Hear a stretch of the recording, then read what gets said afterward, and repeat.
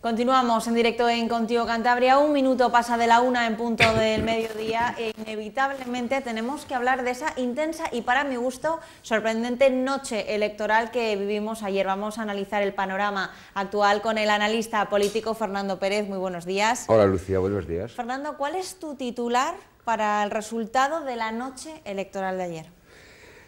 A ver, el titular, digamos, más al uso es pues hablar de los partidos y los resultados que se han producido, pero la síntesis de lo que yo he podido reflexionar, que tampoco es mucho, a pesar de que estaba anoche hasta las tantas viendo, hoy he leído algunos periódicos, no muchos, pero a mí lo que me parece, digamos, más sorprendente y quizá más preocupante es la radicalización del espacio electoral, ¿no? España, yo creo que hasta ahora se había comportado de manera diferente a cómo se están comportando los electorados en el resto de Europa, donde el fenómeno, digamos, de la derecha dura o la extrema derecha había tenido escasa representación, o la representación que había tenido en el mes de abril era no alarmante. Sí. Para mí lo que se ha producido ayer en los dos extremos, uno por la subida espectacular y otro por el desplome total que se ha producido en dos partidos, denota una radicalización del electorado que en términos de gobernabilidad yo creo que eso no es bueno. Tanto la subida espectacular de Vox como el descalabro, desde luego para mí no previsto de Ciudadanos, digamos, es la síntesis de lo que ha ocurrido ayer, que han ocurrido otras muchas cosas, ¿no? Y que podemos analizar. Pero, digamos, para mí la conclusión es la radicalización del electorado y que eso no es una buena noticia en un contexto donde en España se habían producido otras radicalizaciones, y estamos hablando de lo que ha ocurrido, y lo hemos comentado aquí en Barcelona, sí, después de la sentencia del Procés, que denota también una radicalización de otros extremos, y entonces estas, digamos, polarizaciones o estas radicalizaciones, desde el punto de vista de lo que hoy España necesita, que es un gobierno amplio con una base parlamentaria suficiente para hacer frente a los grandes retos, no solamente de España, sino de Europa y del mundo, se necesita. En tiempos de incertidumbre, como está ocurriendo con la situación económica, la salida del Brexit, etcétera, se necesitaría un gobierno con una, digamos, base parlamentaria muy sólida para dejar de discutir algunas cosas, que no digo que no haya que hacerlo, pero que la agenda prioritaria del gobierno, que yo ya me adelanto a decir que va a haber seguro, en un espacio de tiempo relativamente corto, encare, y que básicamente tienen que ver con la agenda económica, porque llevamos demasiados años con gobiernos inestables, el que salió Rajoy en el 16, la moción de censura a Pedro Sánchez, y por tanto este gobierno, que está interino desde el mes ya de las elecciones de abril, y entonces hemos estado demasiado tiempo, aunque es verdad que hay dinámicas propias de la economía, del funcionariado, que no atienden, digamos, solo a las responsabilidades que hay en el gobierno, sino que afortunadamente en las sociedades modernas estas cosas no paran, las decisiones de los empresarios se toman,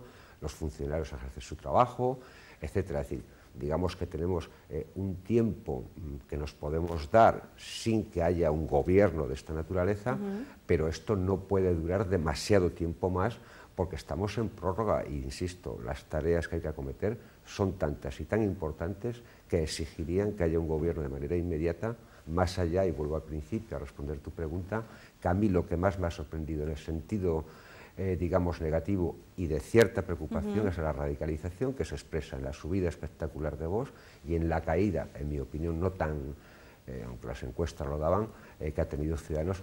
Son para mí dos muy malas noticias.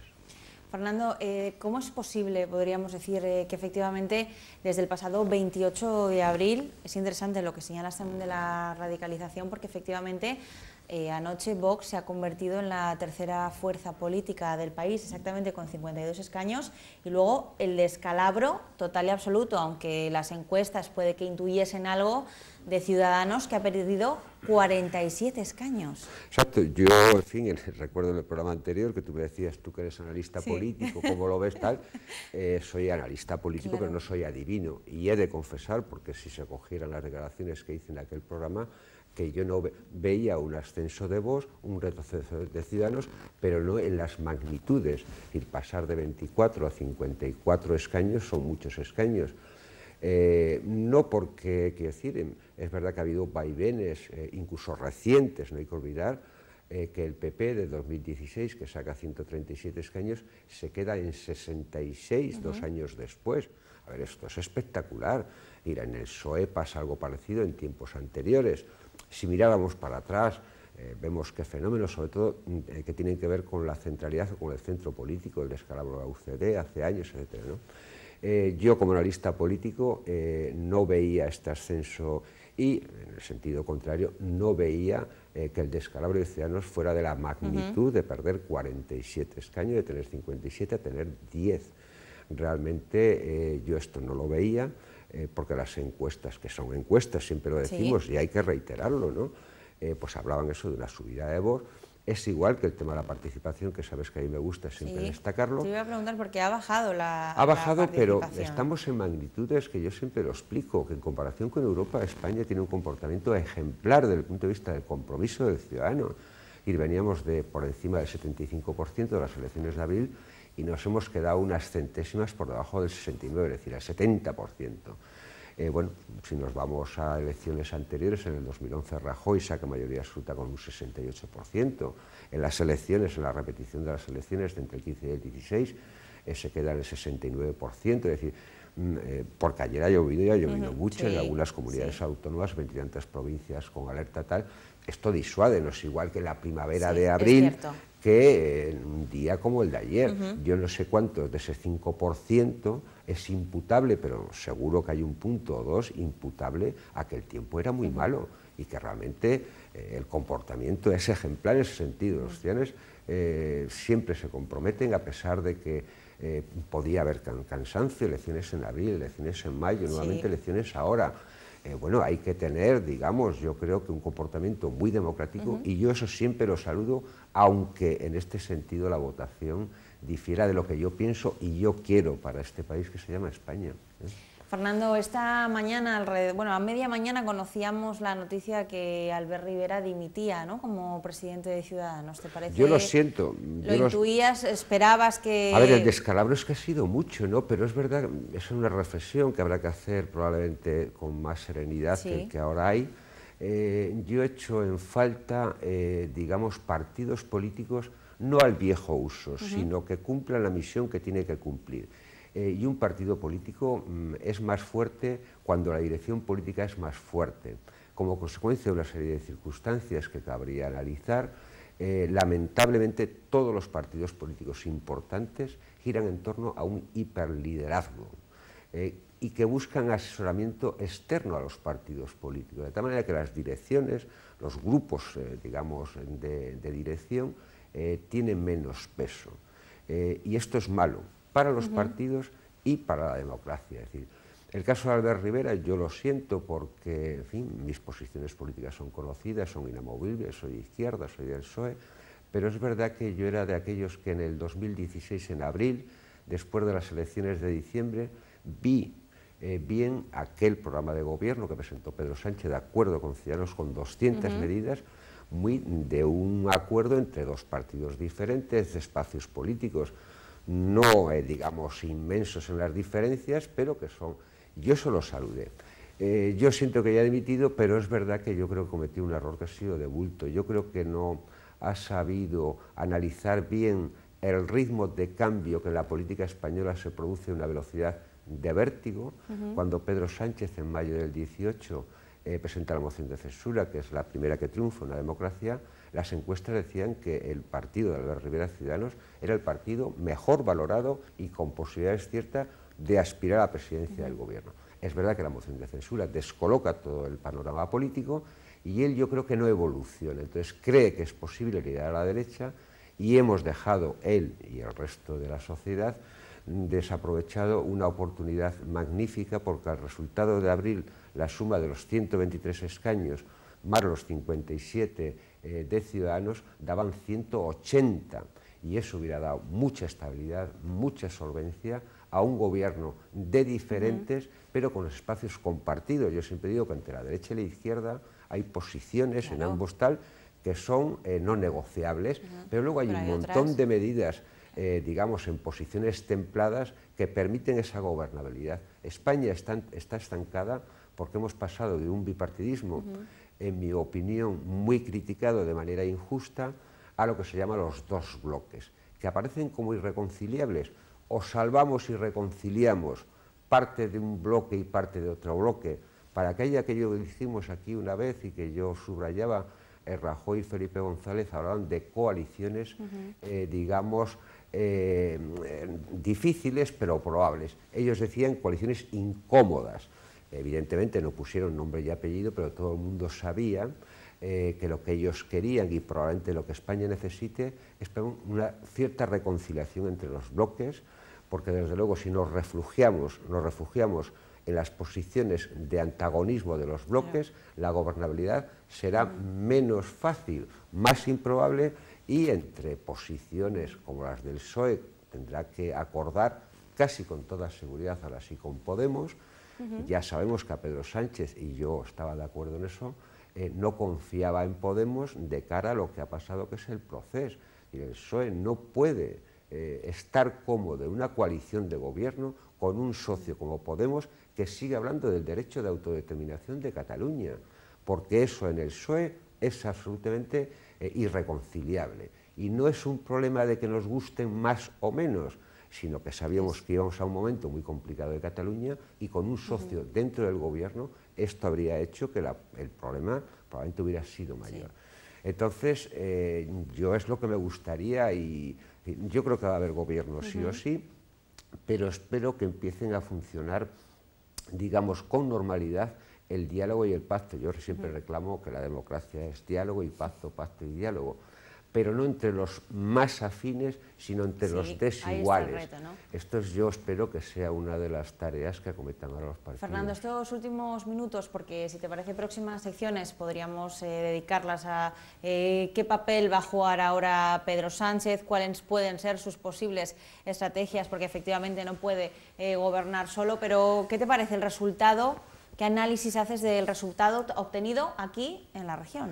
Bueno, Pedro Sánchez seguro que no está feliz con el resultado, porque yo creo que es un hombre que responde a una cierta cultura, que es la cultura del Partido Socialista. Él es un hombre que lleva muchos años en el Partido Socialista y estoy convencido de ello, y estará incómodo por el resultado y estará preocupado por la gobernabilidad, porque al fin y al cabo los ciudadanos que han vuelto a votar de manera muy importante han dejado la correlación de fuerzas parlamentarias muy parecida si hablamos de bloque. Ha habido un -5 escaños, digamos, del bloque de izquierdas, un +5 del bloque de derechas, y los otros, aquí estamos hablando del PNV, de Esquerra, de Juntos por Cataluña, etcétera, se han quedado en torno a 40. Es decir, no ha habido grandes movimientos, digamos, destaca mucho lo de Vox y lo de Ciudadanos, pero luego si empiezas a tirar un poco de hacer números, ves cómo se ha comportado tal, veremos que en términos de bloques, que lamento tener que hablar en términos de bloques, pues no se han movido mucho. Y entonces nos hemos quedado, digamos, en términos de correlación de fuerzas parlamentarias el 28 de abril, ¿no? Bueno, es verdad que estuvimos a punto en julio de que los socialistas llegaran a un acuerdo de gobierno con Podemos, muy a última hora se vino abajo en aquella propuesta que hizo Pedro Sánchez de una vicepresidencia con responsabilidades en temas de género y con 3 ministerios. Yo creo que era una propuesta generosa y por ahí yo creo que van a ir los grandes números, que decir, los 120, el -3 escaños que ha tenido el PSOE, más los 37 que ha tenido Podemos, que pierde 7, aunque luego es verdad que en Más Madrid corrige esto un poco. Yo creo que eso va a ser sobre ese gobierno que se propuso en aquellos momentos, digamos, el gran pacto para partir de ahí, y en función de variables da la impresión de que Ciudadanos no se va a anclar en el no, sino que esos 10 probablemente se abstengan, con lo cual la derecha en términos de bloque ahí se va a menear un poco, porque al final se trata de pensar en la segunda votación, no en la primera, que no, probablemente no va a haber mayoría absoluta, porque no creo que Pedro Sánchez negocie con Esquerra un voto favorable para pasar en primera votación, sino que lo que hará probablemente es ir a una segunda votación, donde ahí sí los votos favorables tienen que ser uno más que los votos en contra. Si pensamos que la derecha, en términos de la suma de PP, Vox y Ciudadanos, sacas a Ciudadanos, es muy improbable que haya más votos contrarios en segunda votación que esos que serán favorables sobre la base de un acuerdo PSOE, Podemos más país, más estos grupos, como el caso del PRC, como el caso del PRC de Cantabria, que aportó a gobernabilidad. Hablando del Partido Regionalista, Fernando, para ir concluyendo, tu punto de vista sobre los resultados que hemos obtenido aquí en Cantabria. Bueno, en Cantabria el panorama ha cambiado notablemente. Sí. Quien había sido la primera fuerza, con 2 diputados y 3 senadores, que era el PSOE, pasa a ser la segunda fuerza, y por el camino se queda un diputado y 2 senadores. El PSOE en Cantabria ha tenido muy mal resultado. Y el PP ha mejorado, aunque es verdad que no ha impedido que crezca Vox, ¿no? Entonces aquí lo que se ha producido nuevamente, como en muchos sitios, es que desaparece el escaño de Ciudadanos y entra el de Vox. Y a destacar, yo creo que merece la pena ser destacado, que aunque el PRC no sube en términos de escaños, sí sube mucho en votos, lo cual denota, una cosa que yo vengo diciendo, es que el PRC, el escaño que sacó en abril, le ha puesto a jugar, y le ha puesto a jugar desde el principio y sin parar. No se ha parado a que si hay bloqueo tal, exigió o negoció con el PSOE una serie de puntos que benefician a la Cantabria, y esto ha sido puesto en valor de tal manera que Pedro Sánchez ha sometido a 2 debates de investidura, y los votos favorables en ambos casos son del PSOE y el PRC. Yo creo que lo han hecho de manera muy inteligente, y la gente les ha votado subiendo, creo que en 16.000 votos, que son los que pierde el PSOE, es decir, que al PRC no le ha beneficiado en términos de representación, pero que al PSOE le ha penalizado con la pérdida de un diputado y de dos senadores, para concluir que el PSOE en Cantabria ha tenido mal resultado, y que eso ha hecho que el espacio también de ponderación desaparezca con Ciudadanos y Vox, y que el PRC mejore y esté en posiciones no muy lejanas de los votos en términos absolutos del PSOE. Debería el PSOE reflexionar más allá de España, que es lo que toca ahora, sino en estas lecturas finas, en cada territorio, qué es lo que ha pasado y por qué ha podido pasar eso, y seguramente la conclusión es que el discurso electoral de los socialistas en Cantabria han elegido el marco que ha propuesto el PRC, y nos hemos alejado del marco que los socialistas teníamos que haber hecho. Nosotros no podemos hacer unas elecciones generales hablando solo de tu territorio, sino a los ciudadanos hay que encararles y decirles que Cantabria se juega mucho, pero por encima de Cantabria está una instancia superior, que es la gobernabilidad, el presupuesto y todas estas cosas que hemos dicho, de la sanidad, de las infraestructuras, pero no desde una visión localista, donde nosotros estamos siempre muy incómodos. Nuestra visión tiene que ser una visión de país, una visión de España en un contexto internacional, europeo. No podemos aterrizar y hacer el debate que los partidos localistas te proponen, porque ahí nuevamente prefieren, digamos, el valor de lo más conocido que aquellos. Nuestro discurso tiene que ser sin complejos frente a los partidos regionalistas, proponiendo un modelo de país. Y en ese modelo de país, evidentemente, el encaje cántabro en mejores circunstancias de la que tenemos. Por cierto, con los socialistas en el gobierno de España, Cantabria siempre ha mejorado notablemente, sin que el Partido Regionalista tuviera la representación en Cantabria. Y esto es lo que yo creo que los socialistas en Cantabria no han sabido explicar, y por eso yo creo que nos han penalizado de manera notable en Cantabria. Importantes los próximos días que tenemos por delante, como señalas, Fernando, para la reflexión. Así que, si te parece, dejamos esta tertulia con esta misma temática abierta, porque seguro que de aquí a 15 días que nos volvamos a ver las caras, seguro que tenemos muchos datos cambiado muchas que cosas, analizar. Probablemente, seguro. Lo dejamos seguro. En abierto. Fernando Pérez, muchísimas gracias. Gracias a ti, Lucía. Hacemos una breve pausa y estamos de vuelta.